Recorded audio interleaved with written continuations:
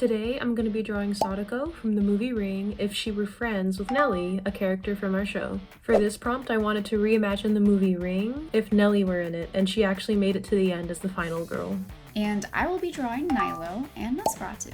So Nilo, our villain, is a smooth-talking undead hippie who runs a cult, essentially. And I think that would be a really interesting interaction with Nosferatu. So for this illustration, I went back and forth quite a lot on Sadako's initial gesture. I knew I definitely wanted to have her be crouching on top of the well, but I didn't know how she should be crouching, and then I experimented with like a potential standing pose, but it lacked a lot of the dynamicism that I wanted to see originally, so I scrapped that and had her commit to crouching on the well. So after deciding on a thumbnail I liked, I started refining the sketch.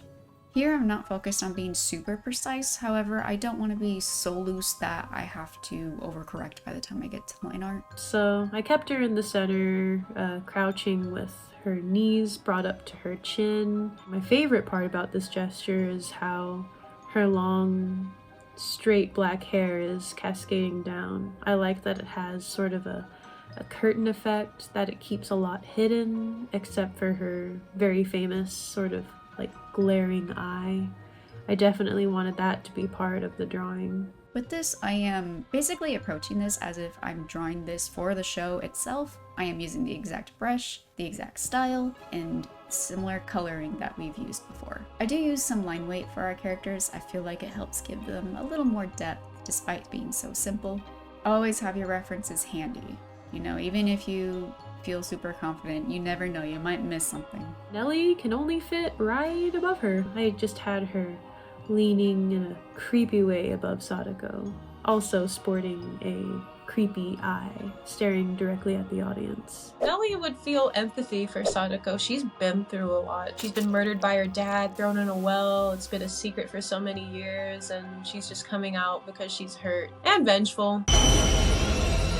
I'm gonna rewatch that movie. I love Ring. Really enjoy this face I drew on Sadako, but it's a shame that it's pretty much hidden, but that's okay. And then for Nellie, I also wanted one of her eyes to be obscured just like Sadako, but her character design usually has her hair pushed out of her face, so I decided to add sort of disheveled bangs. That way she can kind of match Sadako in terms of, you know, like messy bedhead eeriness. Here I'm starting to block in some color or lack thereof. I am going to be keeping this in black and white to go with the whole old film aesthetic. And if anyone could solve that annoying issue with the bucket tool that leaves a white line around the line art, please let me know. So at this point I was like, this is starting to look pretty simple. I need to add something to this. So I started adding a pattern to the beanbag Nilo was sitting on. And it looks very similar to his abilities, which I think is a nice little Easter egg for those who've paid attention to our stuff in the past. And here I am finally doing the line art. It's really funny because as a younger artist, I could spend maybe like 5 or 8 hours on line art for a piece like this, and I am not joking. And here I am color blocking, making them actually sit in an environment, so to speak, even though the environment's just basically like well and grass. I still like to carve out, you know, my composition and see like, what else can I fit that would help with the storytelling element. And then I decided on, a spotlight. That way I can sort of guide the audience's eyes towards Nellie and Sadako. Eventually I'm gonna put a little halo light on the crowns of their heads and on their shoulders, because I definitely want the highlight of this drawing to be their facial expressions. And here I am using a textured brush to quickly emulate something akin to carpet. And now the texture, which is honestly the star of this piece.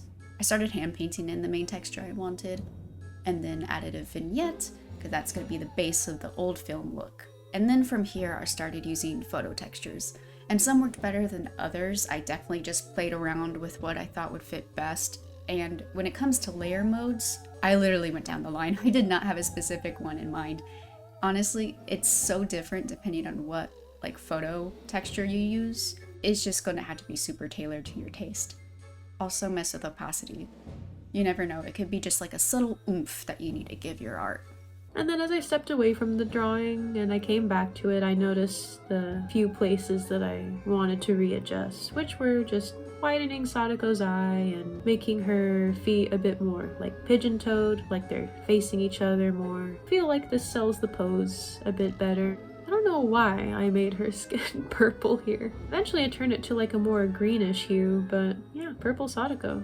And then as I was finishing applying the flat colors on them, I was like, I can turn up the creepiness factor just a bit more for this. And I decided to do that by making their spotlight red. And then I added little flyaway hairs onto, you know, Sadako's like hairstyle. I cleaned up some edges. And here I was sitting with it a bit and thinking, I could end this here, you know? However, I think it could just use a little more texture, a little more something. Now I am actually hand painting in scratches and stuff. With this, I actually have far more control than I would if I just slapped a texture over it. So I don't have any, you know, scratches along the character's face or anything, because sometimes you do have to edit photos when they do that. And then I'm just really dirtying up the vignette, just really making that grungy and old. And I really do think it helped elevate this piece. So in the end, I am happy. I think I was successful. Let me know. I had fun with this. And then I was like, okay, this is looking a bit more scary. But I could make it more obviously, you know, like fan art for the ring. So I added the ring. It's a good framing element, and it's a good callback to the movie. And then for another callback, I decided to add a sort of television static texture to the inside of the ring. That was the last thing that really tied this composition together. Overall, I like it. This was very fun and cathartic to draw.